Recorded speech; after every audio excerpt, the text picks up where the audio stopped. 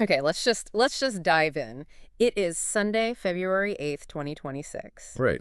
And if you've been anywhere near a screen, a newspaper, or frankly, any conversation in the last 3 months, things feel different. They do. We are living in the aftershock. The Epstein Files Transparency Act passed late last year. The big document drop happened in December. And we're still watching the dust settle. Aftershock is absolutely the right word. It really does feel like the ground is still moving under our feet. And I think for a lot of people, there's this sense of fatigue. Yeah, complete exhaustion. The headlines have just been relentless. The partisan bickering has been deafening. And the sheer volume of information, I mean, we're talking thousands and thousands of pages of unredacted files. It's overwhelming. It is overwhelming. And that's exactly why we're here today. We aren't here to, rehash the tabloid angles. No. We aren't here to just do the who's who of the flight logs for the sake of gossip, although we will get to the logs. They matter structurally. But our mission today is different. We want to look at this not as just a true crime story, but more as a blueprint. A blueprint of a machine. Exactly, a machinery of influence. Because when you strip away all the sensationalism, what we're really looking at is a forensic map of how institutions fail. Yes. We're looking at a two-tiered justice system. There's one for the average citizen, and then there's a completely different one for the ultra-wealthy. And that distinction is just so vital. This isn't just about Jeffrey Epstein being a predator. I mean, we've known that for a very long time. This is about the ecosystem that allowed him to exist. The ecosystem, that's a great way to put it. It's about the silence of the powerful. It's about how the Department of Justice, the FBI, local law enforcement, how they all interacted with a man who had, for all intents and purposes, unlimited resources. So we have a lot of ground to cover. We are going to go through the timeline, but we're going to look at it through the lens of these new files, the ones released in late 25 and just last month. And that's the key. And here's where it gets really, well, I was going to say interesting, but it's devastating. The narrative we thought we knew, the one that starts in 2005 in Palm Beach, that's wrong. It is factually incomplete. I mean, based on these new documents, it's just not the beginning of the story. We have to go back. Much, much further. We have to go back to August 1996. 1996. And to put that in perspective for you, the internet was barely a utility in most homes. Bill Clinton was president. And in a field office in New York, the FBI received a visit from a young woman. Her name was Maria Farmer. Now, Maria Farmer's story, it's been known in fragments for years. But these unredacted FBI files from the December drop, they confirm the specifics in a way that is just. It's chilling. It's beyond chilling. Yep. She was a young artist, very talented. She was hired to work at Epstein's estate out in Ohio. For her, this was supposed to be the start of her career, the big break. Instead, it was an induction into a nightmare. But here is the critical distinction, the thing we learned from the new files. Maria didn't just go to the FBI with a vague complaint about a creepy boss or, a hostile work environment. No, she gave them names. She gave them names. She detailed specific acts of sexual abuse against minors. She described, with what we now know is remarkable accuracy, the layout of the estate, the methodology of control, and the network of people involved. She handed them the keys to the kingdom. She gave them the map in 1996. She did. And the source material uses this one phrase that really, really stuck with me about this report. It says the report was slipped under the door like a whisper. That phrase, wow. Slipped under the door like a whisper. It implies the truth was there, but the institution, it just wasn't built to hear it. Or it chose not to hear it. The report was filed, it was given a case number, it was categorized, and then it was ignored. Nothing happened. The FBI did nothing. There was no raid, there was no grand jury, there was just silence. Okay, so let's play the what-if game for a second, because this is the part that I think keeps a lot of us up at night. If the FBI acts on a credible witness-backed report in August of 1996, what happens? The story ends there. That's what happens. Jeffrey Epstein goes to prison in the late 90s. Every single victim from late 1996 to 2019, the hundreds of girls in Palm Beach, the victims in New York, the victims in the Virgin Islands, in Paris, they are never victimized. Their lives are completely different. Completely. That silence in 1996 isn't just a clerical error. It's not just a file put in the wrong cabinet. It's the first gear in that machinery we talked about. It functioned exactly as intended to filter out inconveniences for the powerful. It sets a precedent, a pattern that we see repeated again and again for the next 30 years. The system knew, the information was there, but the mechanism to act on it was jammed. Or, deliberately disabled. And this really brings us to the concept of the long silence. Between 1996 and 2005, Epstein is operating with total, absolute impunity.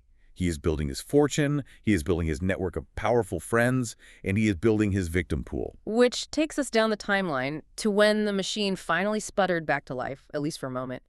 We're skipping ahead almost an entire decade to 2005, Palm Beach, Florida. This is the second major inflection point. And again, you have to realize it didn't start with some high-powered investigation or a whistleblower inside the government. And it started with a child. It started with a 14-year-old girl. A child who goes home to her stepmother and tells her she made $200 giving a massage to a wealthy man at a mansion on El Brillo Way. $200. Now, $200 in 2005 for a teenager, I mean, that's a lot of money. The stepmother immediately spots the red flag. She calls the police. And here, we really have to give credit where it's due. The Palm Beach Police Department, specifically Chief Michael Ryder and Detective Giuffre, they actually did their jobs. They didn't brush it off. Not at all. They treated it as a serious crime from the very beginning. And what they found, it wasn't just some rich guy behaving badly. It wasn't a one-off. They uncovered an industrial operation. A whole system.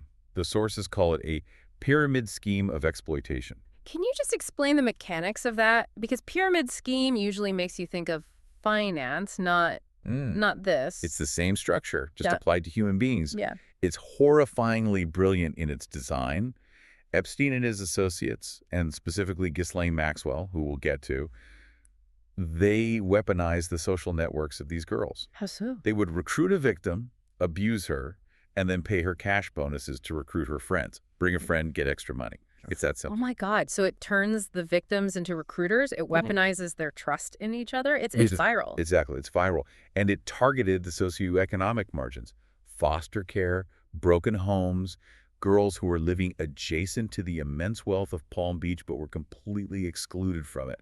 It was predation where desperation meets privilege. So, Ryder and Reckery, they build this case. By May of 2006, they have dozens of victims. They have corroboration. They are ready to charge him with felonies. Serious life-in-prison level felony. Multiple counts of unlawful sex with a minor. In any other jurisdiction with any other defendant, I mean, this is a slam dunk. The police did their part.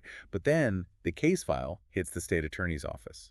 And we meet Barry Krischer. And here is where the political influence narrative stops being a theory and becomes a documented fact.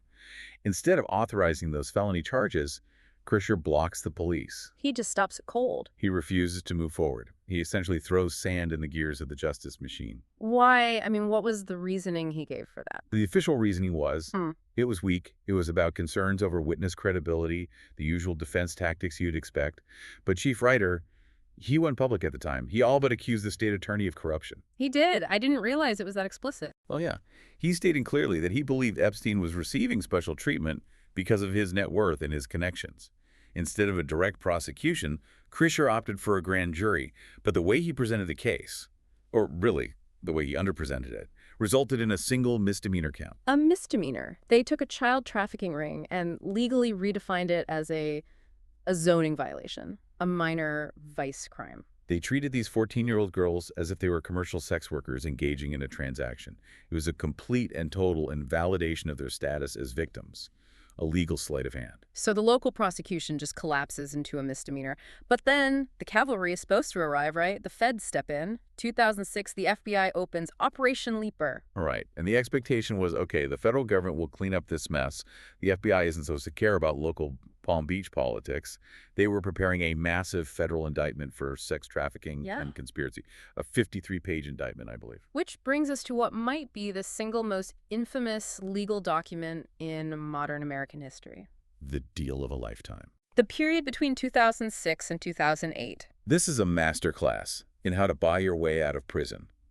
Epstein didn't just hire a lawyer. He hired a battalion. You got Alan Dershowitz, Ken Starr. Titans of the legal profession. I mean, these are the guys who write the textbooks. Exactly. And their strategy wasn't just to argue the law. They went on the offensive. The files mentioned they were actively investigating the victims' families. That's unbelievable. It was aggressive. They dug through their trash. They looked for financial struggles. They looked for boyfriends. They looked for anything to paint these teenage girls as gold diggers or as unreliable witnesses. It was a scorched earth strategy. They were trying to intimidate them into silence. They made it crystal clear. that if this went to trial, they would put every single victim on the stand and absolutely destroy their reputation. And on the other side of that table, representing the people of the United States, you have the U.S. Attorney Alexander Acosta, who then engaged in secret negotiations with Epstein's team for over a year. While Epstein was still living his life, flying around, his lawyers were in a back room, whittling a life sentence down to, well, down to nothing. and the result was the Non-Prosecution Agreement, the NPA, of 2008. I just want to spend a moment on the specifics of this because even now, looking back from 2026, it seems fake. It feels like a plot point in a bad movie. It defies all legal logic. Yeah. Epstein pleads guilty to 2 state charges of solicitation, not federal, state. Okay. He gets an 18-month sentence in a county jail. But here's the kicker, the work release program. So he was in jail, but he wasn't really in jail. He slept at the jail, but for 12 hours a day, 6 days a week, he was allowed to go to his private office to conduct business. So he was taking meetings, running his hedge fund. He was effectively living his normal life during the day, made a complete mockery of the concept of incarceration. He only ended up serving 13 months, by the way. But the most dangerous part of that deal, and this is the part that has the most relevance to the files released in 2025, was the immunity clause. The unnamed co-conspirators clause. Yes. This is the smoking gun. I mean, usually a plea deal works like this. You, the little fish, give the prosecutor the big fish. Right, you flip on the boss to save yourself. That's Law and Order 101. Here, the boss got the deal, and he used that deal to shield everyone else. The agreement explicitly stated that the federal government would not prosecute any potential co-conspirators, even those who hadn't been named or charged yet. So he essentially bought a get-out-of-jail-free card for his entire network, the recruiters, the pilots, the other powerful people involved. For everyone, exactly. It was a blanket pardon for a criminal enterprise signed by a U.S. attorney. Yeah. It effectively shut down the entire investigation into anyone else involved. Maxwell, the recruiters, the financiers, the associates, everyone was covered by this magical shield. I mean, legally, how is that even possible? Can you actually grant immunity to anonymous people, to John Does? It's highly, highly irregular. And as later court ruling suggested, it was likely unconstitutional because it violated the Crime Victims' Rights Act, the CVRA. How so? They didn't notify the victims that this deal was even happening. The victims thought the FBI was still fighting for them, while in reality, Acosta had already signed away their rights in secret. They were completely betrayed by the very people sworn to protect them. So 2008 comes and goes. Epstein does his, quote, time. And then we enter what the source material calls the lost decade, the period from 2009 to 2019. And this is the era of institutional blindness. Epstein is a registered sex offender. He is supposed to be subject to strict travel notifications under the International Megan's Law. Which means what, exactly? He's supposed to report where he is going internationally 21 days in advance. But the files that dropped in December 2025, they show he was basically a globetrotter. He was everywhere. France, Austria, Monaco, Morocco, the Middle East. He was flying all over the world on his private jet. So where were the U.S. Marshals? Where was the monitoring system that's supposed to prevent this? They were absent. The internal reviews that have come out with these files show a complete and total breakdown. No one was checking. No one was stopping him at the border. It just reinforces that idea that once you reach a certain tier of wealth, the bureaucracy, Yeah. it just parts for you like the Red Sea. The rules are for other people. The rules that apply to a registered sex offender living in a trailer park simply did not apply to a registered sex offender living in a $70 million mansion. But while all the institutions were sleeping, the survivors were not. And we have to talk about the resistance here. Specifically, we have to talk about Virginia Roberts Giuffre. She is the reason we are talking about this today. Period. Full stop. Absolutely. Recruited at 16 at Mar-a-Lago, trafficked to London, to New York, to the Virgin Islands. When the criminal justice system completely failed her in 2008, she refused to go away. She filed civil lawsuits. She named Prince Andrew. She named Alan Dershowitz. She kept the story alive in the public record when the media had largely moved on. She was shouting into a void for a very long time. A very long time. And she was vilified for it. She was called a liar, a delusional gold digger, every name in the book. But she kept that legal pressure on. And then eventually the press caught up. Julie K. Brown at the Miami Herald. Her reporting in 2018. We cannot overstate the importance of her work. She went back and she exposed the deep corruption of the Acosta deal. She tracked down the victims from that 2005 era and she told their stories properly, with dignity. That reporting created a pressure cooker that the Southern District of New York could no longer ignore. It shamed them into action. It shamed the Department of Justice into finally doing its job. Which leads directly to the arrest. July 6, 2019, Teterboro Airport in New Jersey. Finally, Epstein flies in from Paris on his private jet, and this time the handcuffs are real. He's charged with sex trafficking of minors. And Acosta, who by then is the Secretary of Labor. He has to resign in disgrace. Because that dirty deal from 2008 is finally being scrutinized under a national spotlight. And it felt like the reckoning was finally here. Like, okay, we're finally going to see the inside of the machine. We're going to get a trial. And then, August 10th, 2019. The day the feed stopped, the day the story ended, but the questions began. Epstein is found dead in his cell at the Metropolitan Correctional Center. The official ruling is suicide. And I know. The conspiracy theories went wild, and they still do. But let's just look at the facts. The facts provided in the source material, because they are damning enough on their own, regardless of whether you believe in a conspiracy or just staggering incompetence. The facts are these. He had been taken off suicide watch against protocol. His cellmate was transferred out, leaving him alone.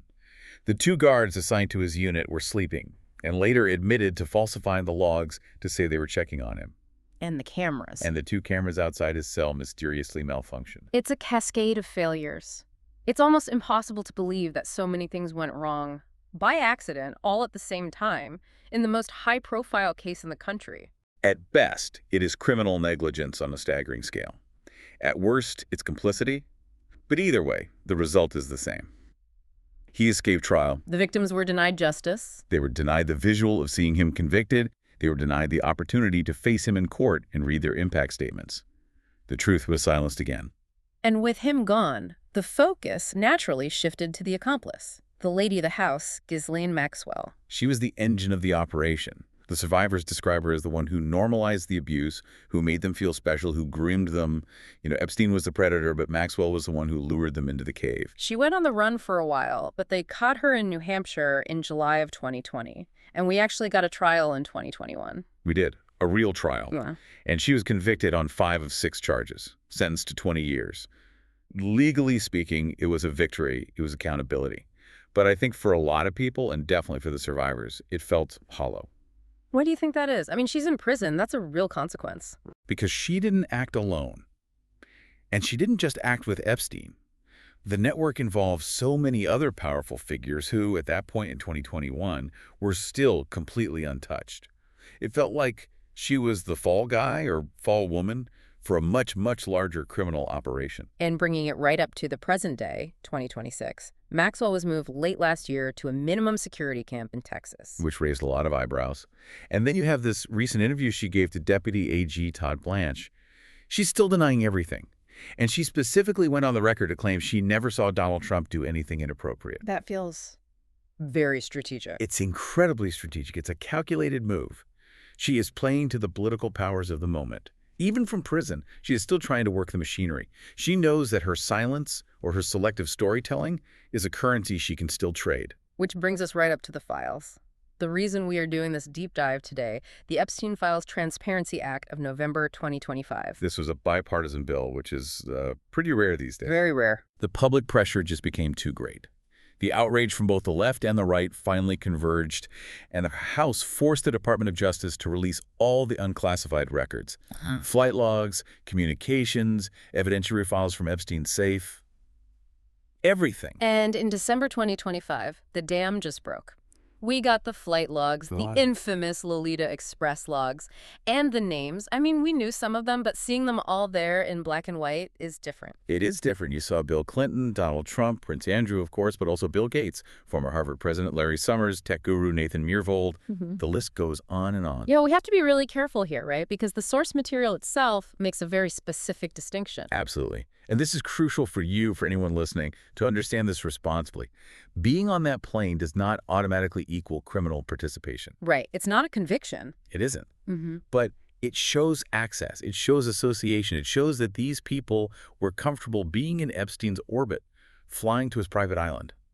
It is not by itself proof of a crime. But it completely destroys the "I barely knew him" defense that so many of them tried to use for years. It obliterates it. Yeah. You don't fly on someone's private jet, dozens of times if you barely know them. You don't visit his private islands if you're just a casual acquaintance. Hmm. We also got the 2003 birthday book. This was fascinating to me, just pages and pages of greetings from hundreds of people. You had Trump, you had Mirvold, you had academics from Harvard, scientists from MIT. Most of it was, innocuous happy birthday Jeff stuff. Yeah. But again, it proves the sheer breadth of his social circle. This wasn't some pariah living in the shadows. He was celebrated. He was at the absolute center of the elite world. And then there's the whole U.S. Virgin Islands angle. This has been a huge part of the news cycle in the last month or so. The corruption there was systemic. The files reveal that local officials turned a blind eye for years in exchange for donations and influence. The territory's delegate to Congress, Stacey Plaskett, has been under heavy scrutiny regarding texts and campaign donations. So he basically bought a territory. It paints a picture of a billionaire effectively buying a territory to run his own private, lawless kingdom. And the FBI files. I mean, just coming back to 1996 for a second. The new documents confirm it. They knew. They confirm the timeline, they confirm the negligence, and they also show the financial side of the cover-up. We now have records showing Epstein hiring private investigators to intimidate witnesses and journalists. He was spending a fortune to suppress the truth, and the financial records now prove that trail of money. What's been really disheartening to watch, though, in the last couple of months is how all of this is being used in Washington. The political weaponization. It's exactly what you'd expect, sadly, but it's still disappointing to see. It is. You have Democrats highlighting the Trump connections and the Steve Bannon connections found in the files. Then you have Republicans hammering on Bill Clinton's extensive travel and the donations to prominent Democrats. It's like they're using the victim's trauma as ammunition for their next campaign ad. That's exactly what it is. Instead of looking at the systemic failure that allowed all of these powerful men to associate with a known predator, each side is just trying to score points against the other. And it distracts from the core issue. It completely distracts from that. The core issue is that the system failed to protect children because the perpetrator was rich and connected to powerful people on both sides of the aisle. And speaking of the cost, the real cost, we have to talk about the human cost. Because while the politicians are arguing there are real lives that were just destroyed, and one loss in particular, I think, hit the world very hard last year. The tragedy of Virginia Giuffre.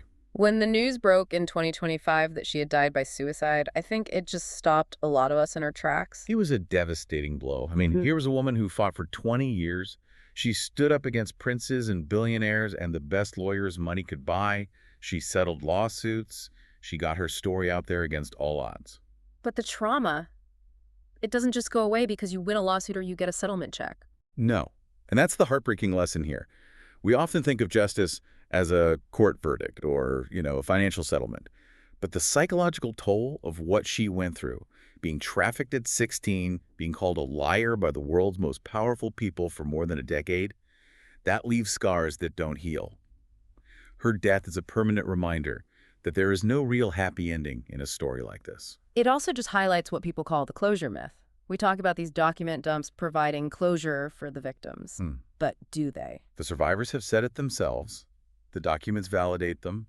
They prove they weren't lying, and that is incredibly important. But true justice would have been seeing Jeffrey Epstein in handcuffs in 2005. Right. True justice would be seeing the enablers, not just Maxwell, but the powerful men who abused them, facing real consequences.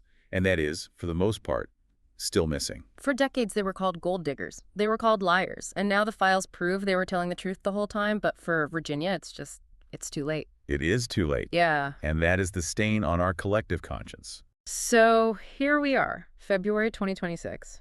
We have the files, we have the history, we have the tragic ending for Virginia. What does this all mean? How do we synthesize all of this? I think we have to accept that this story isn't just about Jeffrey Epstein's crimes. He was the monster, yes. Of course he was.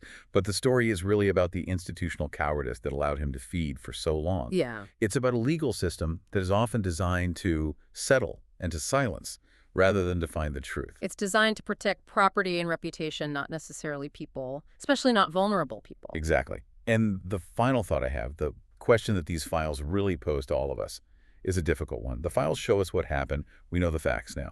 But they also ask us, who are we willing to believe? When a vulnerable 14-year-old girl speaks up against a billionaire, does our system listen? Or does it look for a way to make her go away? And can a system that is so deeply intertwined with wealth, with power, ever truly protect the vulnerable from the rich? That is the fundamental question. Epstein is dead. Maxwell is in prison. But the conditions that created them, the vast inequality, the worship of wealth above all else, the willingness to look away, those are still here. As the saying goes, darkness cannot find purchase in the light again. But it means we have to keep the light on. You have to keep looking, even when it's ugly, especially when it's ugly. Thank you for listening to this deep dive. It wasn't an easy one, but it was a necessary one. Thank you. Take care of yourselves. We'll see you next time.